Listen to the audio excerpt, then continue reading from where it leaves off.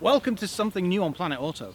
Viewers car reviews. Yes, that means that people who watch the channel get to give us their cars. Now, like Joseph, he drives really economically, so I'm probably going to ruin that. But let's see what happens.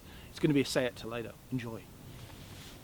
We've got an AMG E63 in front. You reckon you can give it a run for its money? Well, I've got to stop because of this junction bend. Oh yes, any excuse. Now this review is going to be a bit more on spec, so because Joseph is with me, he's going to follow me around with the camera and we'll talk about the exterior styling. Into a tree. Already nature's trying to get one up on me. We're in a car park near to Old Windsor. So here's the lump that powers the Seat Toledo. This is the TSI, 3-cylinder, turbocharged, 1 litre. It's actually the 110, so it's 110 PS. Very good engine, very reliable, with a 6-speed manual gearbox as well. We've driven with this engine so many times. It is one of our favourites. As you can tell, we're under Heathrow's flight path, but that's not going to stop us reviewing the exterior of the Seat Toledo. It's very VWG in its looks, but they've given it some sporty aspects as well. It looks very like the Seat Ibiza, a bit like the one that Sam's got. He's got the estate version. The headlamp, the grille. I like this Diamond-esque styling here and the big Seat badge. And if this isn't quick enough for you, you can even get an FR, but not in this country, so you're going to have to import.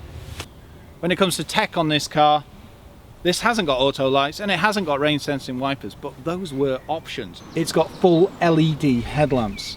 Now that is something, because even now optional extras are, you know, rather expensive when it comes to LED lamps. So it's got cornering fogs, LED daytime running lights and LED headlamps and cruise control. And these were an option with it, or is it Standard? Standard on the Excellence. It's also got tiredness recognition, so if it detects, I assume through eye movement, facial expressions, who knows, that it'll show you a little cup of coffee and it'll say, I recommend you go and get some caffeine on the side of the motorway or the A road or wherever you are.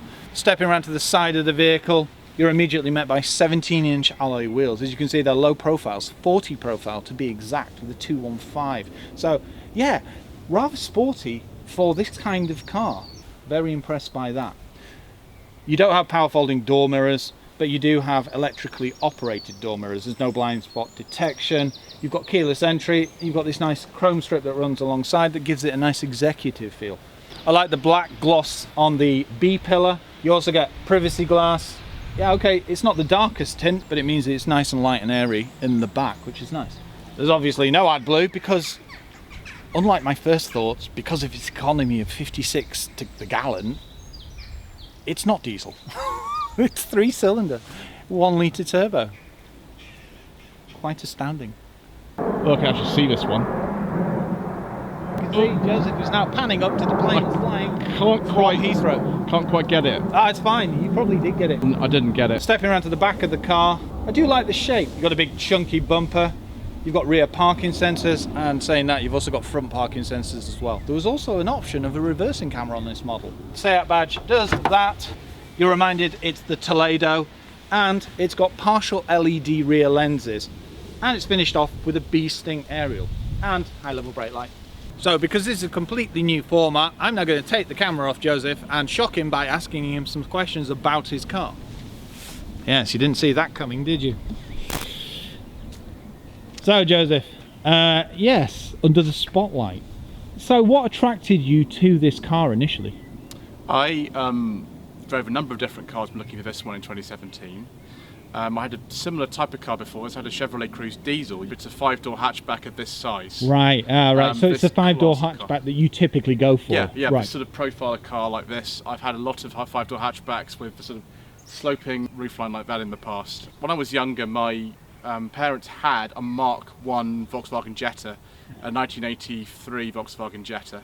It does look very Jetta-esque actually from the side. The Jetta is a different car from this, but it does look similar. Yeah, because this is actually based on the Polo platform, isn't it? Indeed, it's stretched. Stretched is definitely an understatement when you look at the length of this car. The only way you can tell, in my opinion, is the width of it. Yeah. This is also virtually identical to the Skoda Rapid. In my opinion, the Rapid, not the Rapid Space, but just the normal Rapid, it doesn't quite look as nice as this. This has better styling than the Rapid. And there are obviously some interior changes as well. Right, Joseph, I think you're going to have to speak up a bit because, yes, oh, there's another plane. The joys of working near Heathrow.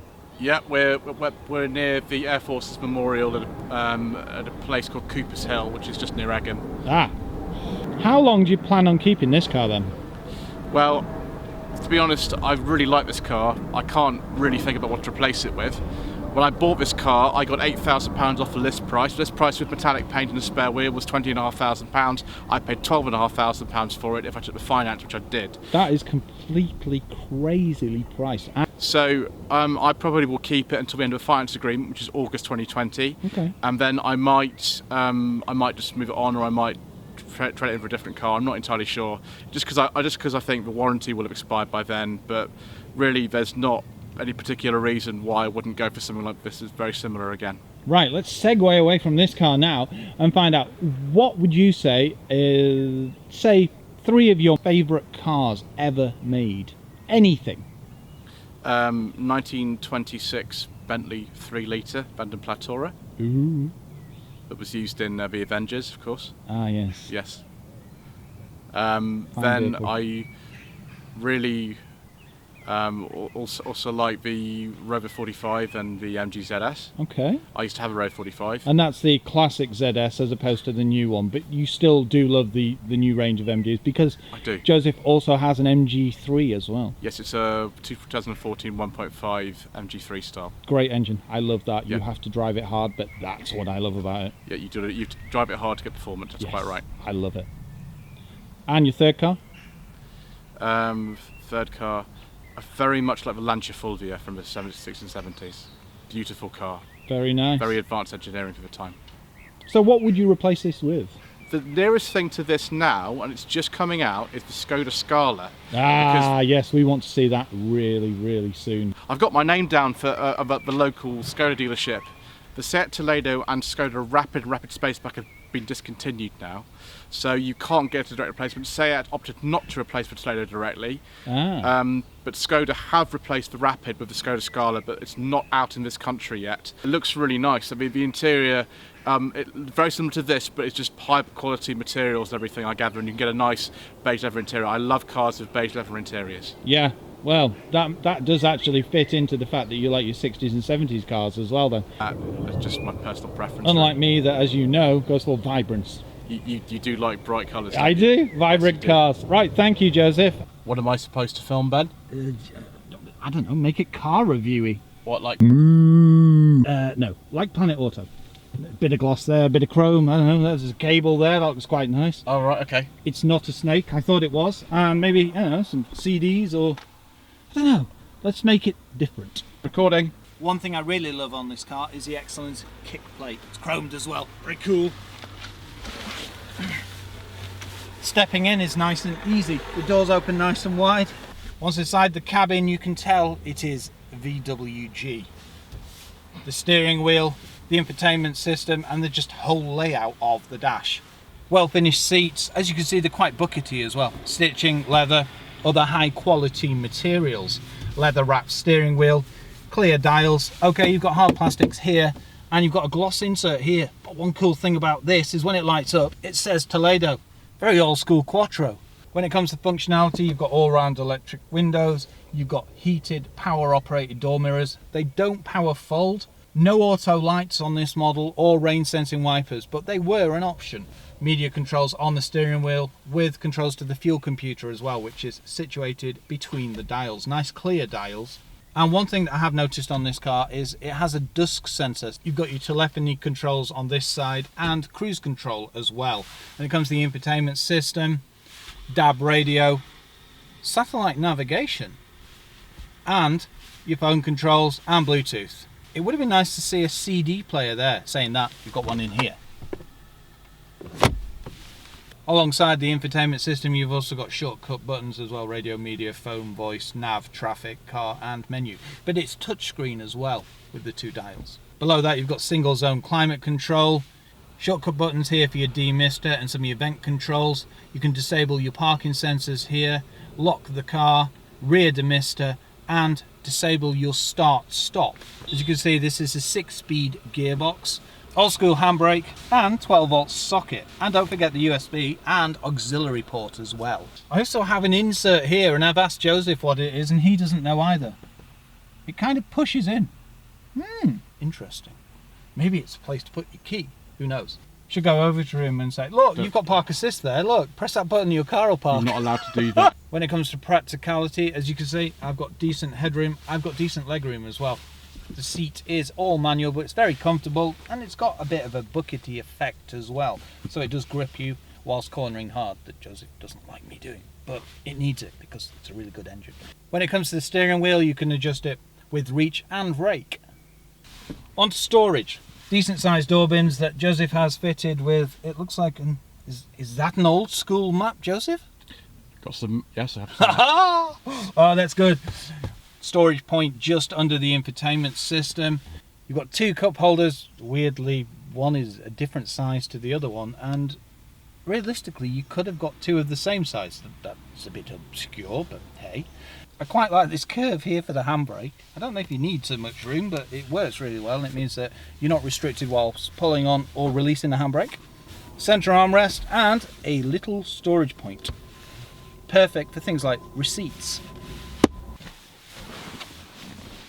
Stepping into the rear is nice and easy. As you can see, the door opens nice and wide, and its simplicity. Once back here, interesting. Doesn't have a sloping roofline per se, but my head, if I lean right back, does scuff against it. But I am 6'3". I should have probably mentioned that in the front as well. When it comes to the door card, well, you've got a hard plastic up there. It would have been nice to have something nice to rest on whilst the window's down. You've also got a hard panel here, but you do have a nice little armrest here, and it's padded and it's stitched, rather comfortable. Electric windows. I like the chrome effects and the gloss here. Speaker in this door card as well. Pockets on the back of the seats, and decent sized door bins with, as you can tell, this is a car that is used daily, so it's got lots of things in, from parking tickets to, Yeah. maybe Joseph's a bit of a rogue. No, I actually mean the ones he pays and sticks in windows. Very comfortable in here. One thing I would have liked to see is maybe the padding around here as opposed to plastic. But the actual material, very good, very premium. The stitching gives it a nice effect as well. Pull down armrest and ski hatch here with the button here to open. Cup holders, and there's a mini holder there for maybe, let's say, red vines. Cup holder here, 2 USBs. No map reading lights, but a big central light and handles to aid climbing in and out. And a coat hook. One thing to note is the USBs on the earlier models weren't available. It's only on the post facelift model. Overall, it's a very nice interior, well finished with premium materials. You've also got lots of gloss and chrome, which really lightens it up. It is quite heavy on the plastics. It would have been nice to see more soft touch plastics, and then it would have just been the perfect interior. Very good. When it comes to the boot of the car, you unlock it with the button on the key fob, or you can use this. Cool. Once open, as you can see, yes, there is a pretty monumental boot lip. It would have been nice to see a false floor. That would have eliminated that. Ski hatch, 60/40 folding seats, rather square space, and 550 litres of space, which I think, if I'm not mistaken, is probably class leading, isn't it, Joseph? It is indeed. Storage points here on both sides. 4 tethering points and top tether points as well.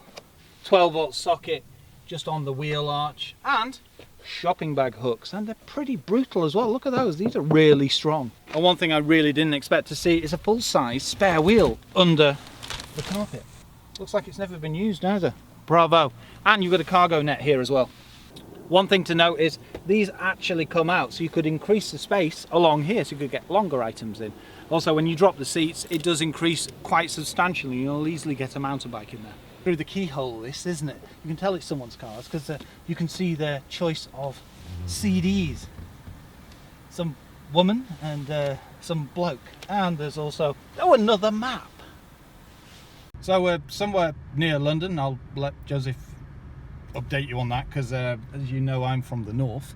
We're near Egham here. Right, Egham. I'm sure Ali G mentioned that in some of his earlier television. Anyway, on with the car review. So yeah, the Seat Toledo. It's 1 litre, 3-cylinder. It shares bits with Skoda. It shares bits with, I think you said the Polo, didn't you, as well? Yeah, it's based on the previous generation Polo. That is something that has eluded me for, well, since this car has ever been released. There's no way I would have said this was on a Polo platform, especially with its length. It kind of makes sense when you sat in it, because you realise it is quite narrow. Oh, that's better. Yeah. Well, don't do that. Come round. Okay, we're still recording. Oh, good. I'm glad to hear it. Just don't touch the buttons again. No, it's fine. I have no idea what happened. It just decided to do strange things. It's all part of the live review, isn't it? Yeah. It adds some kind of. At least you can edit this. No, I'm not editing this. This is Okay. this is gold, my friend. Okay, it's comedy gold. Oh, and a bath's just gone past. Yes. Yeah, sorry, Yeah. any car. We're at a level crossing here, so we've got We've got lots of time. We've got plenty of time to mess around. This is There will be a review somewhere in this. This Yeah. is the first time I've driven the car as well, so I am a bit because I don't normally drive viewers' cars ever. So I'm used to driving press cars. So to be driving someone else's pride and joy is a bit. Well, you're gonna have to get used to it from now on, aren't you? I know. We're actually heading towards Old Windsor, and if you'll remember, that's where we reviewed the Tesla Model S, where I got to feel ludicrous mode and scare myself silly, and that was fast. This is economical, and I mean economical. Well, with Joseph driving. Sure, I'd ruin so that. far today, we've been getting around 56 miles per gallon. Yeah, it's just dropped to 3 already. We've done well, it's because we're at a level crossing. No, it's because I'm behind the wheel. No, because we're running the air conditioning as well. Oh, we could turn the aircon off. Yeah, we're running. Let me just reach down there and turn it off. I will also put the window up now. And I'll get a what? Oh, it's one of those level crossings. So that's one train crossing. I would switch the engine off, to be honest. Switch her off. So it should now. There we go. It's done it, yeah. It's got stop start as well. Go. So when I take it out, put it in neutral, it stops. So that's cool. Nice clear dials, decent fuel computer with your base level information like MPG. Let's find out. It's the same as in the This one? Tekka. No. Oh, actually, that does. It does. Right, so you've got audio navigation, vehicle status, driving data, and things like that, and then you go into it using OK. Ah, right, and you've got a little compass with the car in. I like that. Yeah, there are hard plastics in here, but you do have a nice padded area for your arm.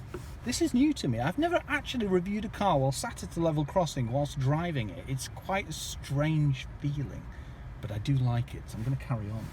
I've also got electric windows, electrically operated door mirrors. They don't power fold. I like this gloss section as well with the chrome. It would have been nice to see a bit of leather here, but you put leather there, you then put it there, and then your car price goes up. So this is just perfectly adequate. It's nice and comfortable as well. Going underneath the motorway here. Is it worth putting the clutch in and revving it? Ooh, that's a stretch caddy or a Lincoln. Oh, Turn left onto the Glanty. It's Yes. it was a Lincoln one, wasn't it? I actually did film that for you. Nice and smooth to drive, isn't it? Yeah, I love this car. When the gearbox doesn't do that, it's obviously. Yeah, that is weird. Yeah, it does it sometimes. I don't know why. It's something. I don't think it's anything to do with my gear changing. It just does it. Well, it does it with me as well, so it's not just you. Yeah. Right to It's stay alright, the on Mark II Glanty, once I was make sure driving you're that, in, and continue the straight gearbox onto actually Windsor started to Road. melt. Continue Great, straight isn't onto it? Going around the corner Whee! quite fast. I was at 34, it's fine. I know you were, but I was fast when I go round. Oh, they're running me on 10s! Yeah, we're just here. Yeah. We might be able to go. So yeah, the Magna Carta is just down here. Yeah, there we go. We've just taken you back to some old memories here. Yeah. So you have to just keep going straight on. It's quite nice to be driving this round here, to be honest. Yeah. Okay, this review is getting a little more convoluted, but it's nice to be experiencing somewhere that I've been before and in a car that I am not familiar with in the slightest. It's very smooth, isn't it? The 3-cylinder VWG engine is extremely good. And it's got more power than you give it credit for. Yeah, I mean, because this is a big car in my opinion. I mean, you've got 550 litres of space in the boot. You've also got other cool things, because this is on the Excellence trim as well. Which means you get LED daytime running lights, LED headlamps, you don't get auto lights, and you don't get main beam assist. It's a very good car. Oh look, an old school Ferrari again. Yeah. That's another one. Was that Mondial? Yeah, that's a Mondial. So that was the second one? Yeah, I saw one yesterday, didn't we? Yeah. Now the things you're going to be wanting to know about this car is how does it steer? Well, it's nice and light, but the more you put your foot down, then it weightens up, and it does handle exceptionally well. I don't think Joseph has done much throwing it around corners, but when I just threw it around that junction then, it just went. Considering its size, but that's the thing, it's like an Orion, it's got a boot, so if you lowered one of these, I don't think Joseph would like me to do that, it would handle exceptionally well. But as it is, it's very good. Ooh. No, I've never done that. This is the challenge with letting people drive your car. Because we're used to the press cars, we need to show that it's not just economical, it can actually move when you're challenged for maybe some evasive driving. That's really nippy, isn't it? Same engine as in the Volkswagen Up GTI. Yeah, same exactly. tube. So if you go, Why didn't you get that on shot? Yeah, no, might be a little like bit, the way this might handles. be a little bit shaky. Yeah, that's. You're driving like an Up GTI, aren't you? Like that? Yeah, well, this is how I drove the Fabia as well. Yeah. I do like this engine. That's the thing. It's 3-cylinder, and earlier 3-cylinders were a bit hesitant when you floored them. These aren't. They're really, really good, and they flow. Yeah. Person with the beef is doing the same thing as you. Well done, Ben. Oops. Right. Okay. So, as I've seen, it's a very comfortable ride.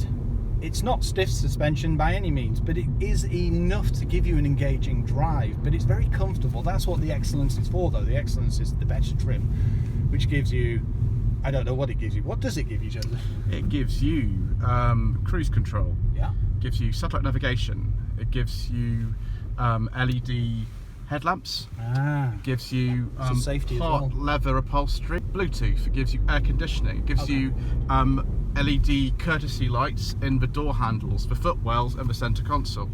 It gives you front and rear parking sensors. Who needs a spec sheet when you've got a Joseph? Ooh, Maestro! Not just any Maestro. That's a Ledbury continuation Maestro. It's on a T plate. That was registered in 1999. It was put together with a Bulgarian kit for a company called Rodacar, and registered anywhere between 1999 and 2001. Right. They're very, very, very rare. Yeah. I can imagine. I've never seen a T-Reg Maestro in my life. That's the thing about this trip with you. We're seeing just lots of cool cars, and we're seeing rare cars as well, like the Mondial twice and the Maestro. As you can see, anything going forward is just going to be an absolute hoot and a half with our automobile antics, isn't it, Joseph? It is indeed, sir. And the car's just decided to start itself. So, saying that, it's got start, stop. It also has a start engine stop button down here. Peppy engine, pulls away very nicely, corners rather well as well. I mean, likelihood is you've probably never really driven it like that, have you? I have. Oh, that's good to hear. I'm glad. But I just keep the acceleration quite gentle normally. Yeah, I know you like your economy. Because I like to have economy, and also, I like to, not have to service it too regularly. Ah, yeah, that's a good point. Yeah, I'm completely ruining your record of perfect driving. Yeah, well, I'm not a perfect driver. There are other people who drive this car as well. There's a few people who drive it. Oh, right, okay. So, yeah, any Group B rally drivers or anything like that? I don't know. One of them is quite fast. Oh, okay. I don't feel quite as bad then. I always have to remind them to use the 6th gear and use the cruise control in this car for the best economy. Ah, yeah. So there you go. That's our first viewers review car reviewers. What? Yeah. So there we go. That's our first viewers car review. Yeah, that's what I just said, in a kind of roundabout way.